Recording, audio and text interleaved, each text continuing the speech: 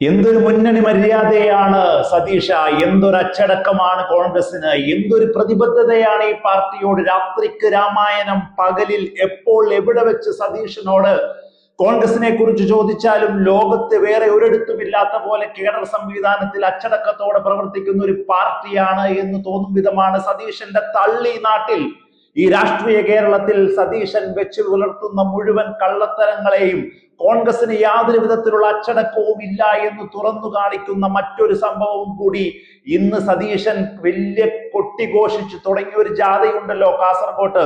അതിന്റെ ഉദ്ഘാടന വേദിയിൽ തന്നെ KC വേണുഗോപാൽ എന്ന നിങ്ങളുടെ ദേശീയ നേതാവ്, മുഖ്യമന്ത്രിയാകാൻ കച്ചകെട്ടി ഇങ്ങനെ വന്ന് കേരളത്തിൽ പ്രവർത്തിക്കുന്ന നേതാവ്, ഏത് സമയത്തും ഒരു അടിക്കാല് വെട്ടി മുന്നിലേക്ക് വരാൻ ശ്രമിക്കുന്ന നേതാവ് ഇങ്ങനെ സ്റ്റേജിലിരിക്കുന്ന ഓരോരുത്തരെ പേരെടുത്ത് വിളിക്കുകയാണ്.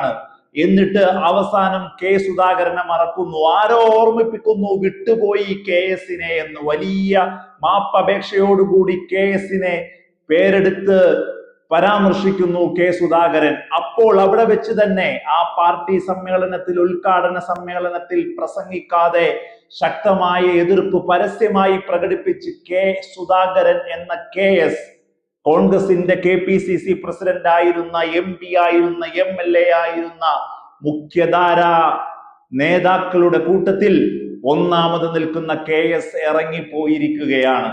ഇത്രമേൽ അച്ചടക്കമില്ലാത്ത പാർട്ടിയാണ് കോൺഗ്രസ് എന്നൊരിക്കൽ കൂടി രാഷ്ട്രീയ കേരളത്തിൽ തെരഞ്ഞെടുപ്പ് അടുത്ത ഈ നിമിഷത്തിൽ പോലും തുറന്നു കാട്ടുകയാണ് കോൺഗ്രസ് നേതൃത്വം. സുധാകരനുമായി മൈക്ക് വിവാദം ഉണ്ടായപ്പോൾ പച്ചക്കള്ളം പറഞ്ഞു, അങ്ങനെയൊന്നുമല്ല, മാധ്യമങ്ങൾ വളച്ചൊടിച്ചതാണ് എന്ന്.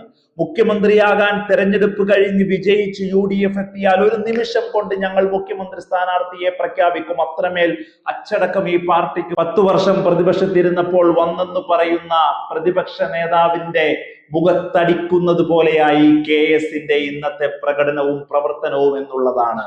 ഇങ്ങനെ വരുമ്പോഴാണ് ഒരു കാര്യം അറിയാതെ ഓർമ്മിപ്പിച്ചു പോകുന്നത്. പാർട്ടി സംസ്ഥാന സെക്രട്ടേറിയറ്റ് കഴിഞ്ഞ് എല്ലാ പാർട്ടി ചുമതലകളിൽ നിന്നും ഒഴിവാക്കപ്പെട്ട് AK ബാലൻ എന്ന സഖാവ് ഇറങ്ങി വരികയാ. അപ്പോൾ മാധ്യമങ്ങൾ ചെന്നിട്ട് ചോദിക്കുക, സഖാവെ, വലിയൊരു കാലം, ഒരു ജീവിതം പാർട്ടി പ്രവർത്തനത്തിന്റെ നേതൃസ്ഥാനത്ത് നിന്ന് പടിയിറങ്ങി വരികയാണ്, വളരെ നേരത്തെയായി പോയോ പാർട്ടിയുടെ ഈ തീരുമാനം എന്ന് പറയുമ്പോൾ ഏതൊരു മനുഷ്യനും അറിയാതെ പാർട്ടിക്കെതിരെ സംസാരിച്ചു പോകാൻ സാധ്യതയുള്ള ആ സമയത്ത് പോലും AK ബാലൻ ഗദ്ഗതത്തോടെ വികാര വിക്ഷോഭങ്ങൾക്ക് അടിമപ്പെടാതെ പാർട്ടിയാണ് വലുത് എന്നിറങ്ങി പറഞ്ഞ് നടന്നു പോയത് ഈ രാഷ്ട്രീയ കേരളം കണ്ടതാണ്. 10 വർഷമല്ല സതീഷ, എത്ര നൂറ്റാണ്ട് കഴിഞ്ഞാലും CPM-ന്റെ LDF-ന്റെ കേഡർ സംവിധാനത്തോടെ പാർട്ടിയെ രക്തമായി, ബ്ലഡായി, ജീവവായുവായി കണ്ട് പ്രവർത്തിക്കാൻ നിങ്ങൾക്കാവില്ല. നിങ്ങൾ കതറ് ധരിച്ച് ഈ നാട്ടിൽ മുഖം മൂടിയിട്ട് നടത്തുന്ന രാഷ്ട്രീയ പ്രവർത്തനത്തിന്റെ ഉത്തമോദാഹരണമായി നിങ്ങൾ നയിച്ചു കൊട്ടിഘോഷിച്ചു കൊണ്ടുവരുന്ന ജാഥയുടെ